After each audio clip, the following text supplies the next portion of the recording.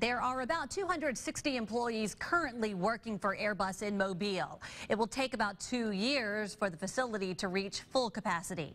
News 5's Emily DeVoe picks up our team coverage on the grand opening of Airbus. She is live at the Brooklyn Aeroplex to explain. Emily? Well, Devin, that 260 employee number will turn into 1,000 by the time the facility here is operating at full capacity. Now, that won't happen until about 2017. And even with 1,000 workers, Airbus will only be about 1/4 of the size as Austal as far as employment measures. So you have to look at the big picture here. The facility is attracting outside suppliers. Right now, they've got about 10, but that number is about to increase in the next 4 months.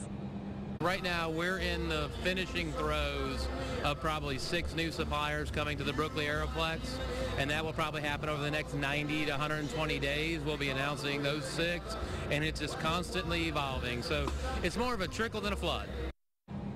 Several potential suppliers were at today's ceremony. We know at least one was going to look at an empty hangar as soon as they finished up here. We'll have more on the growth and what's expected to come at 6 o'clock. Live at the Brooklyn Aeroplex, Emily DeVoe, News 5. Thanks, Emily. Airbus has invested around $600 million to build the facility at the Brooklyn Aeroplex in Mobile. You might remember the company based in Toulouse, France, initially picked Mobile for their refueling plane program.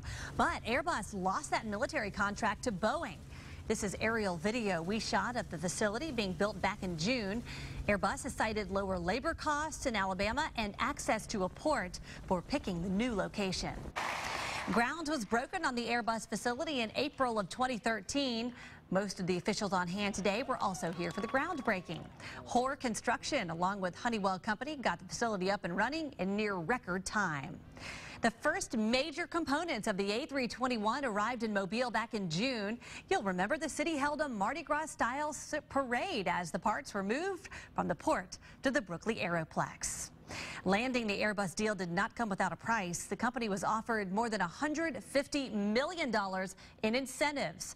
So far, the state has paid about $40 million to Airbus, with another 30 to go. Alabama Industrial Development Training, better known as AIDT, put up another $50 million. Mobile County has pledged $14 million and the city of Mobile $18 million.